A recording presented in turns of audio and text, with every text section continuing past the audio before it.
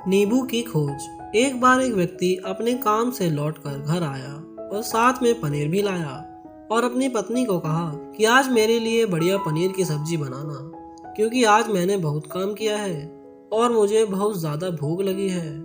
मुझे बहुत अच्छा खाना है। उसकी पत्नी कमरे से बाहर आई और पनीर लिया और कहा कि बिल्कुल, आप हाथ पैर धोकर तैयार हो जाइए, मैं आपके लिए बहुत ही स्वादिष्ट सा खाना बनाती हूँ। वो व्यक्ति फ्रेश हो गया और टीवी देखने लगा और इंतजार करने लगा सब्जी के बनने का, ताकि वो उसे खा सके। किचन से बहुत अच्छी खुशबू आ रही थी। वो व्यक्ति बस सोच रहा था कि जल्दी से खाना बन जाए ताकि मैं अपनी भूख को मिटा सकूं। लगभग 1 घंटे के बाद खाना बनकर तैयार हो गया। स्वादिष्ट सा भोजन। अब खाना लगने ही वाला था कि उस व्यक्ति ने अपनी पत्नी से पूछा कि खाने में नींबू है कि नहीं, क्योंकि मुझे पनीर की सब्जी में नींबू डालकर खाना है। लेकिन पत्नी ने कहा कि नींबू तो खत्म हो गए, आपसे कहा था लेकिन आप भूल गए। व्यक्ति ने अपनी पत्नी से कहा कि रुको रुको, अभी खाना मत लगाओ, क्योंकि नींबू के बिना खाने में बिल्कुल मजा नहीं आएगा। मैं तो अभी गया और अभी नींबू लेकर आया।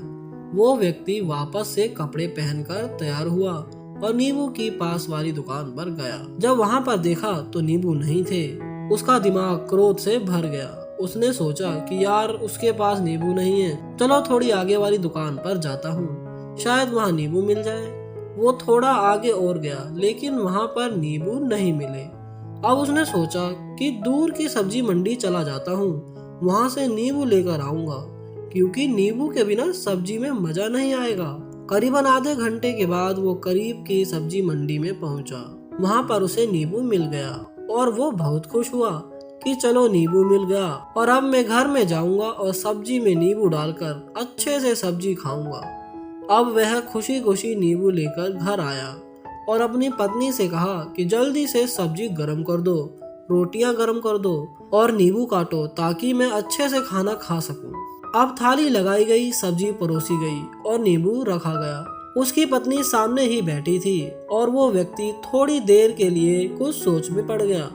उसके बाद उसने नींबू की प्लेट उठाई और दरवाजे से बाहर की ओर फेंक दी और जोर जोर से चिल्लाने लगा, मैं जीत गया, मैं जीत गया।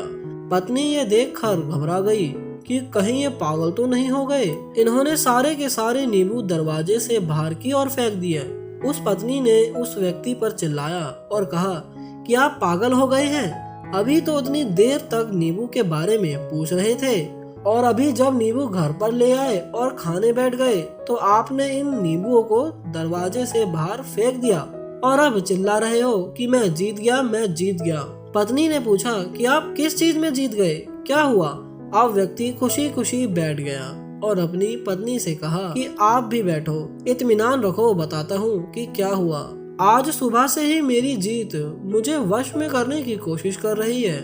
जब मैंने बहुत काम कर लिया तब मुझे बहुत तेज भूख लगी। जब मैं घर पर आया तो तुमने बहुत ही स्वादिष्ट सब्जी बनाई, उसकी खुशबू मेरी नाक में गई। फिर मेरी जीभ ने कहा कि इसे अब नींबू चाहिए। मैं पास वाली दुकान पर गया, लेकिन वहाँ नींबू नहीं मिले। थोड़ी और दूर गया, वहाँ पर भी नहीं मिले, तो वो मुझे और दूर लेकर गई।